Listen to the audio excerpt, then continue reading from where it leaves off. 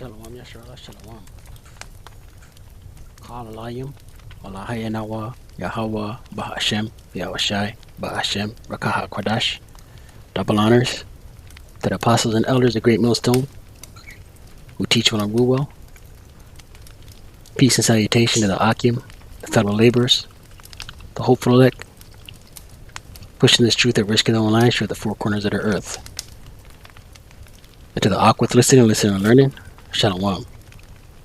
It's your brother Shema from the Pillars of Benjamin camp, here with another lesson. And now we'll get right into it. And now we're just going to look at a few articles. 1, 2, 3, 4. 4 articles. Right? And they all came out today.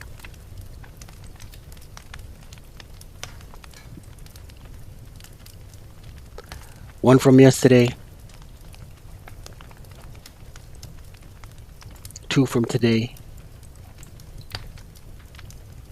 And 1 from 2 days ago. Right?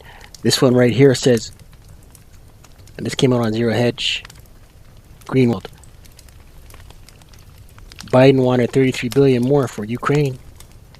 Congress quickly hiked to $40 billion. Who benefits? From the start of the Russian invasion of Ukraine on February 24th, the Biden White House has repeatedly announced large and seemingly random amounts of money that it intends to send to fuel the war in Ukraine. All right, so we know this already. They're always announcing new amounts, right, that they're sending over. February 26th, Biden approves $350 million in military aid. March 16th, Biden announces $800 million in military aid. March 30th, Ukraine to receive an additional $500 million in aid. April 12th, U.S. to announce $750 million more in weapons. May 6th, it was a few days ago, Biden announces new $150 million weapons package for the Ukraine. Those amounts by themselves are in excess of $3 billion by the end of April. The total U.S. expenditure on the war in Ukraine was close to $14 billion, drawn from the additional $13.5 billion Congress authorized in mid-March. Right, so we see these devils bankrolling, spending, bankrolling, a confrontation, which is in turn putting stress, economic stress, on the American people. This one came out on ChinaDaily.com. Came out today. Over half of Americans pessimistic about inflation, right? More than half of Americans believe inflation in the U.S. will have a big negative impact on their long-term financial goals, such as buying a home or retiring comfortably, according to Country Financial Security Index, CNBC reported on May 9th, right? So people out here are worried about the state of things. They're worried about if they can live. Just over 1,000 adults were polled from March 18th to the 20th to complete the report. About 90% are concerned about inflation, with 60% very concerned, a rise from 48% during the fourth quarter of 2021. Everyone's concerned about inflation, said Troy Frericks, Vice President of Investment Services at Country Financial. It's been obviously way more impactful here in the first quarter with everything else going on, right? And we opened up with the amount being spent to date, $14 billion plus dollars, American dollars, sent to the war region, right? Meanwhile, your own house, your backyard is messed up. Diesel prices. This came out on AgWeb. This came out yesterday. Diesel prices just hit a new record high. Here's why a diesel shortage may be next, right? And this diesel shortage is going to affect crops. It's going to affect the moving of food. It's going to affect the average citizen, right? Once diesel comes to a halt, once truckers come to a halt, there's no food out here, man. Leviticus 19 verse 10, and it reads, "And thou shalt not glean thy vineyard." Let's read that again. Leviticus 19 verse 10. "And thou shalt not glean thy vineyard, neither shalt thou gather every grape of the vineyard. Thou shalt leave them for the poor and stranger. I am Yahawah your power." Right? So the laws which were given to the Israelites, Israel being a people for a place. This is a welfare system right here. This is how the poor ate. So in the ancient world, you had to leave some of your crops, some of your harvests, right? Each harvest period, you had to leave some of your crops for the poor and the stranger, right? That's why Yawashi has to come back and reestablish the kingdom of Israel on earth as it is in heaven, to set things right. Right, here it is. These diabolical madmen are pumping fiat currency, whether it exists or not. These elites print money out of nothing. Whether it exists or not, these elites are flooding the economy with so-called fiat currency, flooding Ukraine's economy, war machine, with so-called U.S. greenbacks, and the state of America the Great, Babylon the Great, is in decline.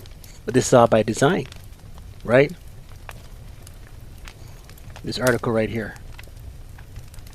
Farmers are already faced with a shortage of equipment parts, tires, and some crop inputs, now due to increased demand and a drop in production. A diesel shortage may be next. As the largest diesel distribution hub in the U.S. is sitting on supplies at a 30-year low. Right, so there's a 30-year low of diesel supplies. 30-year low.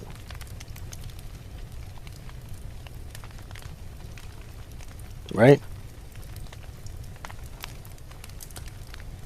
This article right here. More than half of Americans, and this came out 2 days ago, CNBC, more than half of Americans say inflation may have a big negative impact on long-term financial goals. Survey finds, right, long-term financial goals. And what are some of these goals for these Babylonians? Home ownership, right? Degrees, career, college funds, right? The most all hell's about to break loose out here.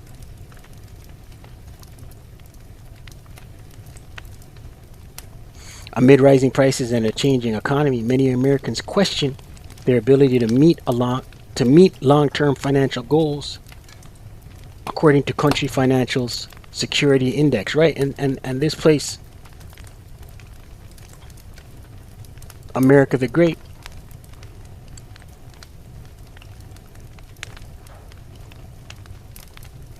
it's through, man.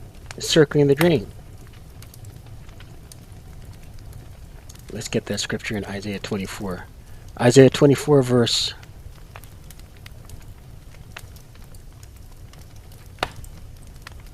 Isaiah 24 verse 10. The city of confusion is broken down. Right? America. Right? Babel is the Hebrew word for confusion. Right? America the Great, Babylon the Great. Right? The city of confusion is broken down. Every house is shut up that no man may come in. There is crying for wine in the streets. Right? These people have no idea what's going on, and they're worried. Right? All joy is darkened. The mirth of the land is gone. Right? The whole spirit of America the Great, Babylon the Great, is in a woeful, lamenting, mournful spirit. Right? Crying for wine in the streets. Right? Verse 11. There is crying for wine in the streets. The wine is answers. These people want answers. These people want to know what's going on. Right? Pessimistic about inflation. These people want to know what's going on. Right? All joy is darkened. The mirth of the land is gone, right? There's no mirth. Mirth means joy, happiness.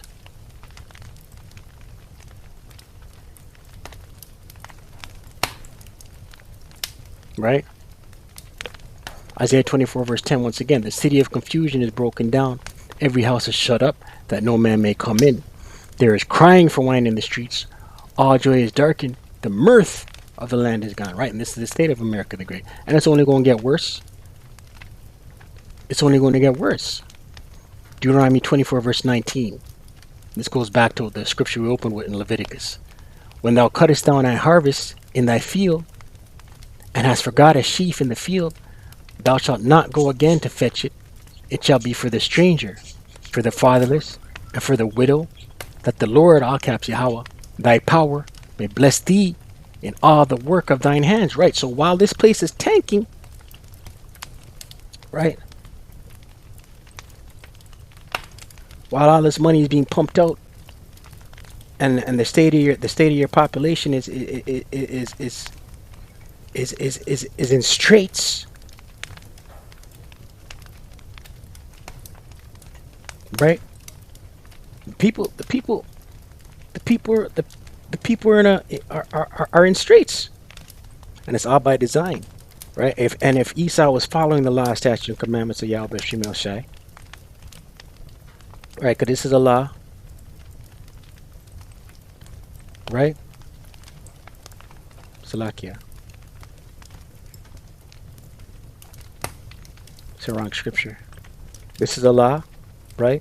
You got to leave for the stranger. You got to leave for the fatherless. You got to leave for the widow, right? Verse 20, Deuteronomy 24, verse 20. But Esau, the law isn't for these heathen nations. We're just making it. We're just making an example here that if the law, statutes, and commandments were being followed, if the world was being ruled in righteousness, none of this would be going on. Deuteronomy 24 verse 20. When thou beatest thine olive tree, thou shalt not go over the boughs again. It shall be for the stranger, for the fatherless, and for the widow. When thou gatherest the grapes of thy vineyard, thou shalt not glean it afterward. It shall be for the stranger, for the fatherless, and for the widow. Right? This is a welfare system set up by the Most High Yahawashi.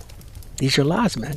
If Esau was following laws, right? But we know the elites are tanking this thing, right?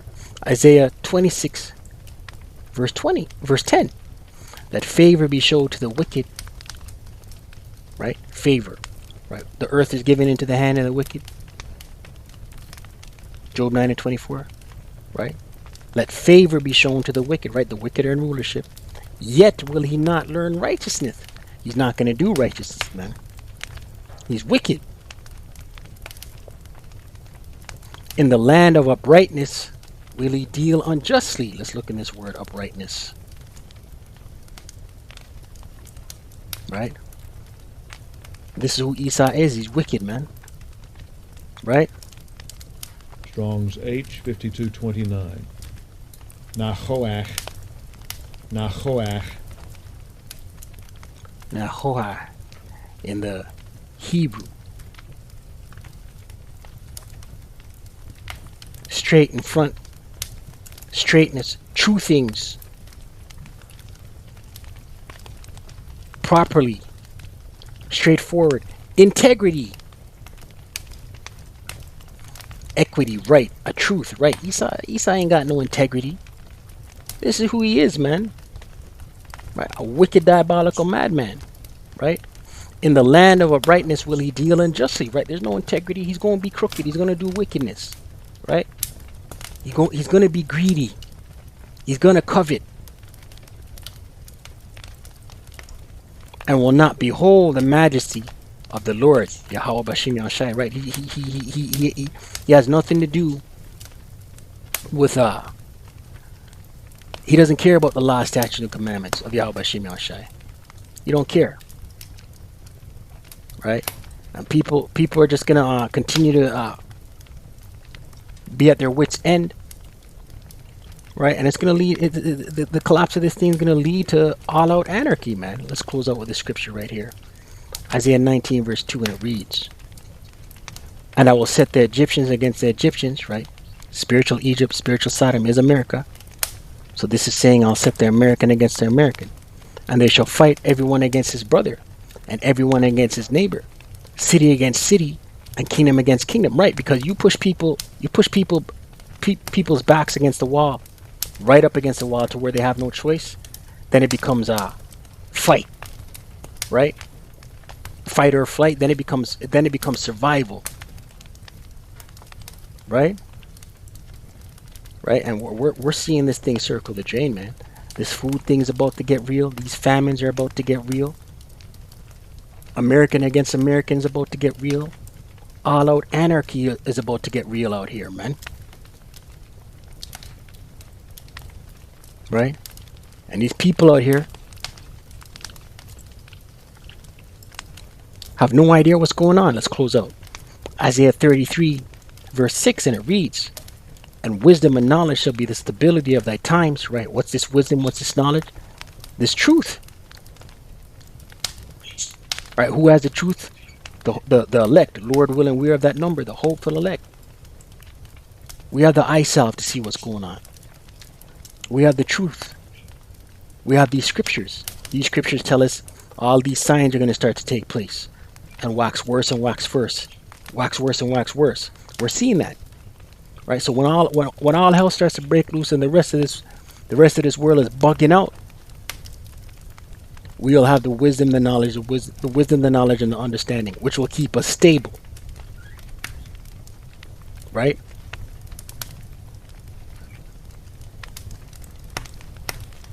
The stability of thy times. What times? The evil times that are coming. A time like no other. Trouble. Jacob's trouble. And strength of salvation. The fear of Yahawah is his treasure. Right? And Lord willing, we're of that number to be stable in those times, man. In those times. Stay prayed up, CC. Kwame Asharala. Wa Abad Babal.